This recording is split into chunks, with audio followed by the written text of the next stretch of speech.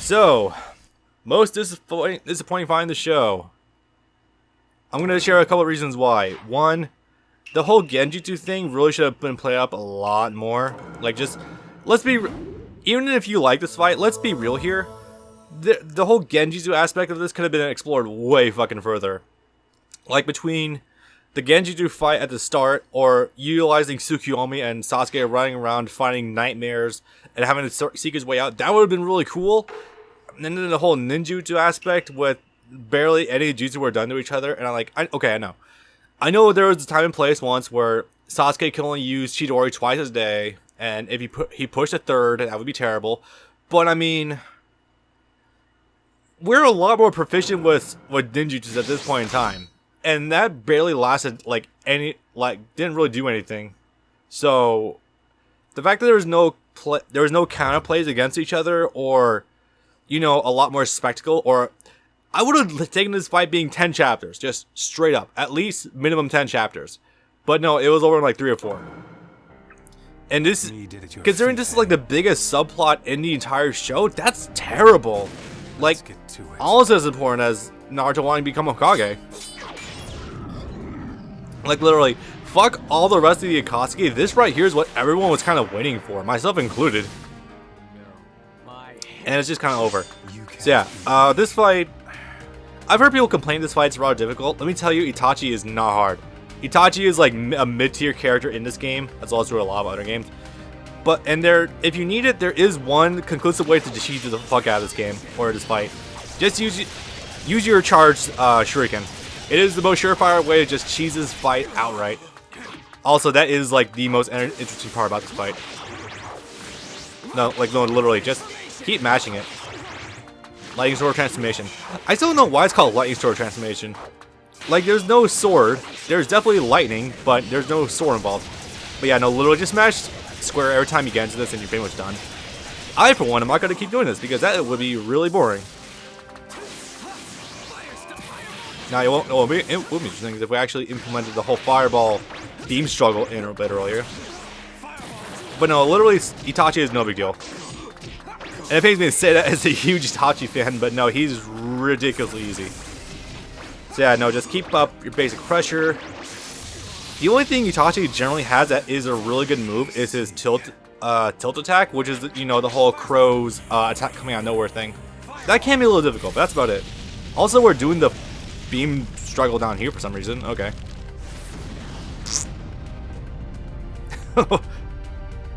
Although we did keep the black and white Tsukuyomi here. That's really cool. Yeah, flames that eternally burn versus the regular fireball. That's not going to work too well.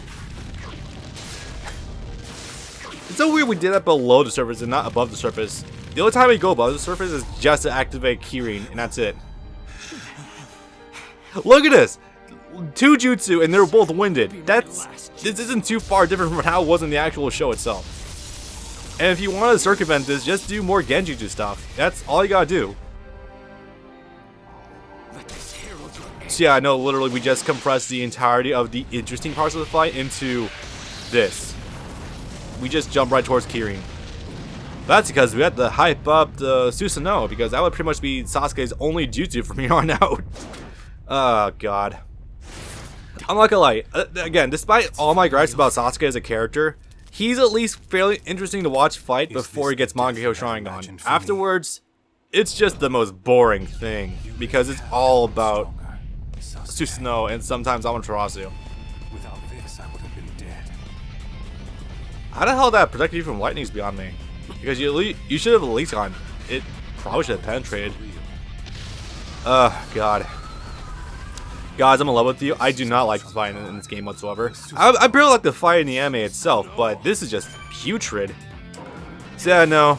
Now you fight against Susanoo, and it's this is like literally 4/5 of the fucking fight. It's pathetic. Anyway, yeah. The idea is to basically just work around this giant Titanic boss fight. Occasionally try to dodge hits. Hit Itachi when he's exposed. Which is weird because he's not actually inside of the Susanoo, which is weird because that's how it works. Whatever. Drops his shield sometimes. Does very telegraphed overhead slices. don't go too far away from him, or otherwise they'll chuck rocks, but they're incredibly easy to dodge.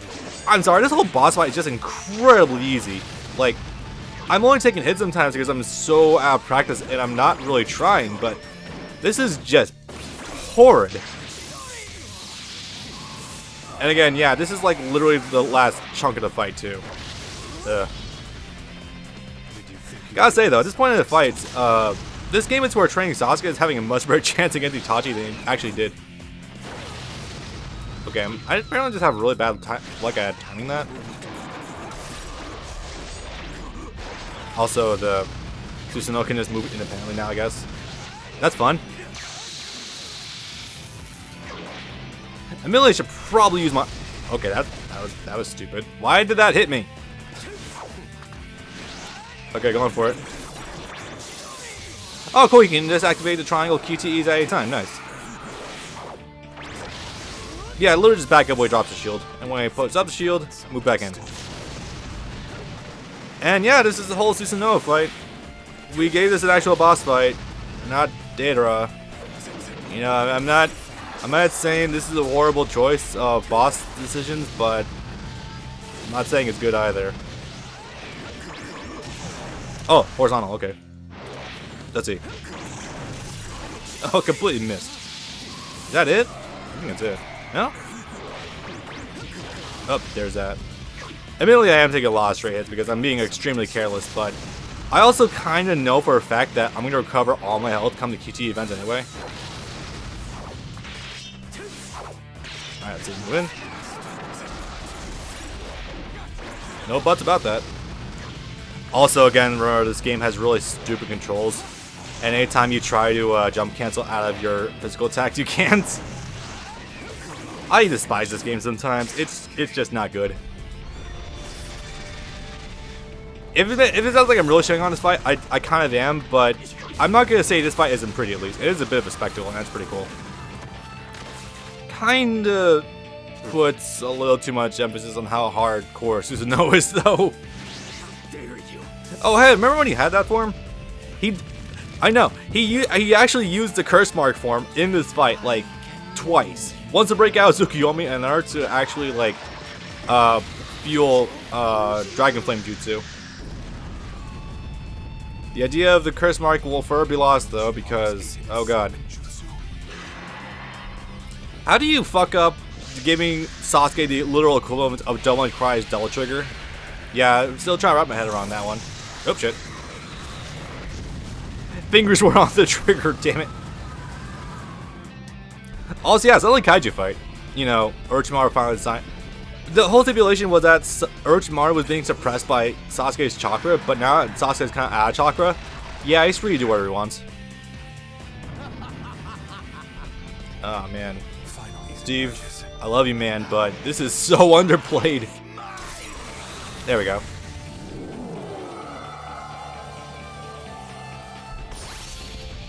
So seriously, you have access to a tailed beast bomb at like any point in time you want. That's amazing. I have no idea what I'm even imagining that for, or who that's supposed to be for.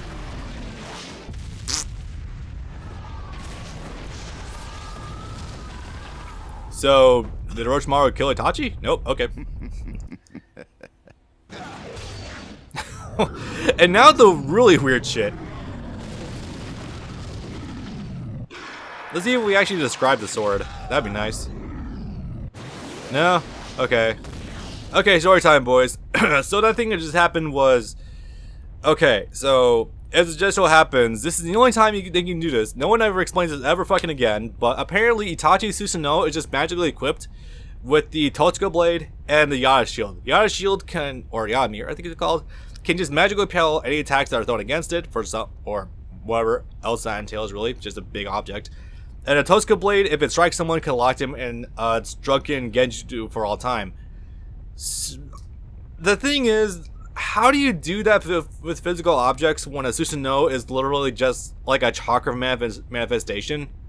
Like, can I just equip my Susanoo with like a fucking giant blade or something? I don't get it. This is never explained ever again, nor would it go into detail at all, but yeah, it's a thing that just kind of happens. I don't know why, but sure. And now, Your eyes are mine.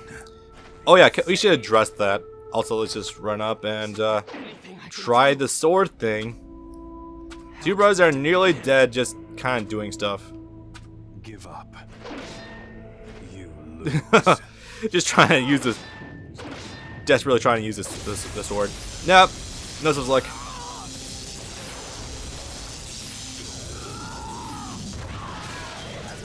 Yeah, no. There's never even any detail given to what the hell the Yas shield can actually do. Fine. I'm desperate. Yeah, you are. I guess to be absolutely fair, this is the last time Sasuke would really be pushed to the edge of a fight until, you know, the whole Naruto fight happens, like at the very end of the series. It isn't working. I'm gonna What you do, it's run up and pointless. punch the shield. That'll surely work. So yeah, no, like this part of the fight is kind of just, I'll have to you know, down. pointless stuff. Trying to jump, you just trip. Is this So just gonna back up and keep backing up. The fact that this is the grand majority of the fight is arguably the worst part, though. Still backing up. Giant despair, despite the fact that I'm kind of rooting for Itachi to win during this whole thing. No! You are my light. How? Okay, no, seriously, we need to address this. Itachi, the rules of the Mangekyo Sharingan is that the only way you can get Eternal Mangekyo Sharingan is if you get a sibling's version of it and implant it into yourself. The problem is Sasuke doesn't have that, and if Itachi takes his eyes now, he's never gonna get it. So I'm gonna assume that Itachi didn't read that, or Itachi isn't just laying it. It's, you know, the whole fact that this is a giant axe and all that stuff. I don't know what the whole point of this was. This seems like it was extremely just redundant. I don't get it.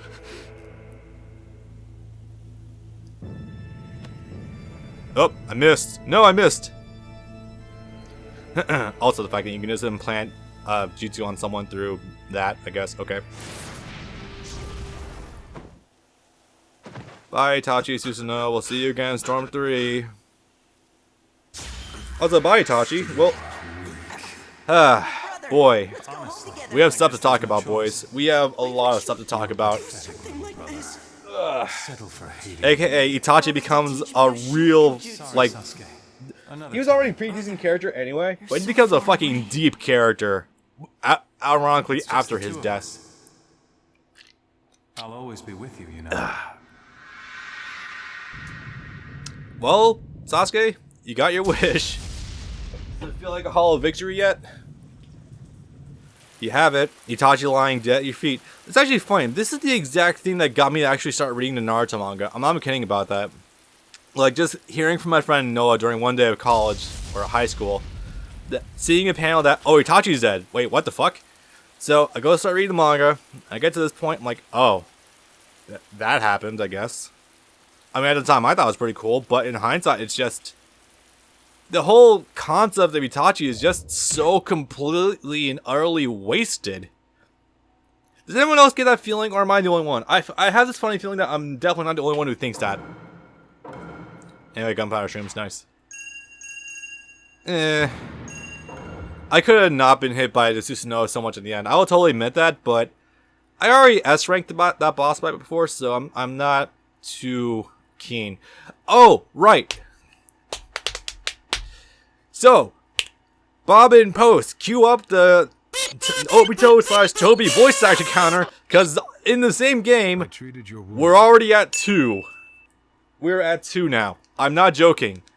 We literally changed voice actors for him in mid-game. So who's today's new voice actor for Tobi? Nolan North. You know, Nolan North, guy who does Nathan Drake, also does Deadpool in some games. And the guy who apparently gets his dick sucked almost as much as Troy Baker does.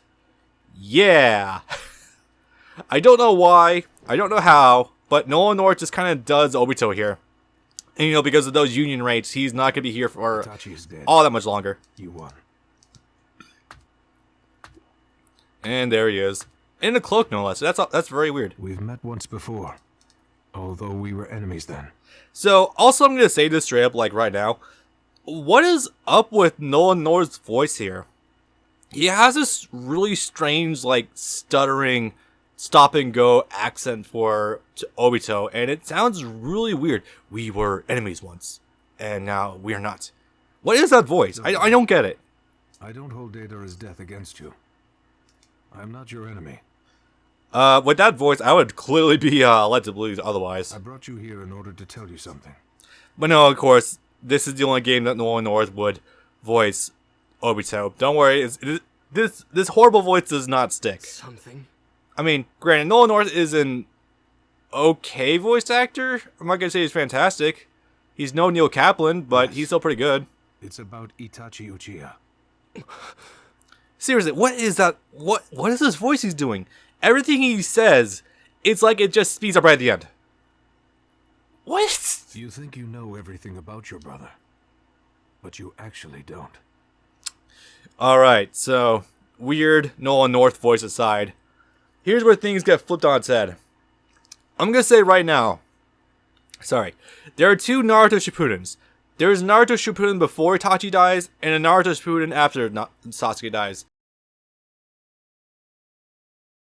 The one before Itachi dies is generally like the same as the first series, just with a lot more expansions. This is where things get flipped on its head. How do you know about Itachi? This is where we learn about the true darkness of the ninja world. We learn Itachi was a good guy all along. We learn never to believe anything at face value ever again. Myself. I, like you, am an Uchiha survivor.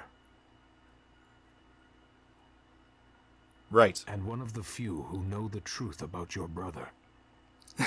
And cue that weird jutsu kicking in. You know, when this first happened, I actually was under the assumption that Sasuke's Mangekyo Sharingan would actually just be Itachi's. And I would have actually preferred that, because the weird nuclear radiation symbol that he would keep would just like, well, it looked terrible, but it also was just counterintuitive against like the whole premise of the kaleidoscope eye. We'll talk about more about that later.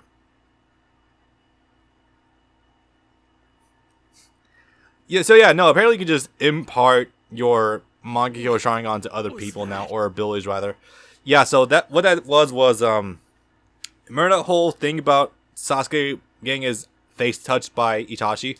Apparently that was a jutsu implanted that when Sasuke saw Obito's eye, it would detonate and cast Amaterasu in an attempt to kill, you know, Obito. And almost worked, to be fair. Which Itachi seems to have implanted in you.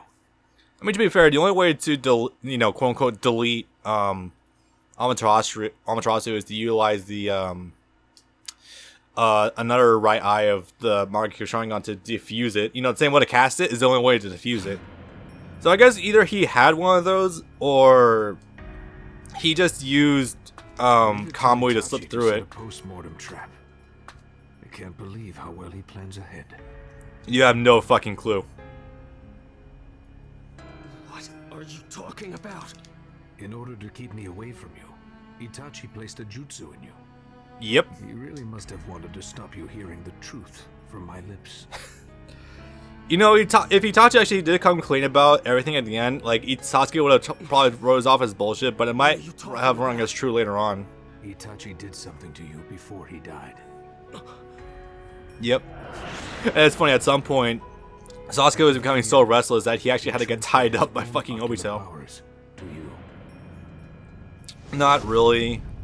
Although that'd be What are you nice. saying? Is there a point to all this? Why would Itachi do such a thing? Also, you may notice that Sasuke's hair is taking a drastic change from how it was before. Don't you get it? He was trying to protect you. I'm gonna need a citation for that one.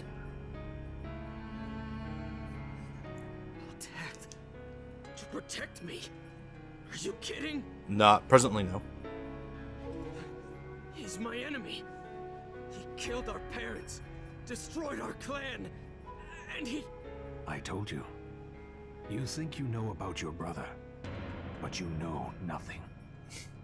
To be fair, Sasuke should have probably had a lot more suspicions later on if he was training for 3 years to kill Itachi. You think in the time being, he would have started meditating about like, okay, what the hell actually happened back then? Shut up! What do you know about Itachi? Itachi did mention it, did he not? He was not alone that night. Literally, Tobi was just there the entire time. Actually, no, he wasn't there the entire time to watch it because Zetsu was there to actually record the whole thing. Because he can just do that, apparently. Then you are... That's right. I am Madara Uchiha. Except not. Anyway, so yeah, the whole thing about Itachi's saying that everyone's reality is based on their own perception. Yeah, it's kind of interesting how that reflects very heavily on Tobi here because, like, he claims to be Madara Uchiha, and for all intents and purposes, he might as well be because he carries the old Madara's virtues and, like, ideals, and everyone buys into it and sparks a war based off of it. So it kind of does goes to show that, like, names hold weight, and essentially saying you are Madara means that you kind of are Madara if you carry the same ideals and like powers, essentially. I know what he thought, what he wished, what he loved, and what he risked to fight. I know all of it. Itachi had a girlfriend back in the day. He had to kill her too. Your That's duty fucked. is to hear about the truth and life of Itachi Uchiha. It's your obligation. Actually, no, that's not his obligation whatsoever. Anyway, so I will completely say that this point in the show is really, really well played out. Like, there are seldom times in Naruto where storytelling is both subtle and really well done. This is one of them. Because Tobi here does take everything that... I went over this during my live streams a while ago, actually, it's funny. So, Obito does take everything that is technically true, but spins it in a way that sets Sasuke against the very people that Itachi wanted to protect. So, he's getting 80% of the truth, but just some very fine details are left out. He's tortured me for years. Actually, he hasn't. And it's a fact that he destroyed our clan. He destroyed the Uchiha. And here it comes. And if that were a mission he'd received from the Hidden Leaf Village, that's just the beginning of the truth about Itachi. Yeah, sit yourself down, guys. We're in here for a while. Mission? You said? That's right. Itachi completed his assignment that night by slaughtering everyone. You know how I did just say that there's a version of Naruto before Itachi dies and a version of Naruto after Itachi dies. This is it right here.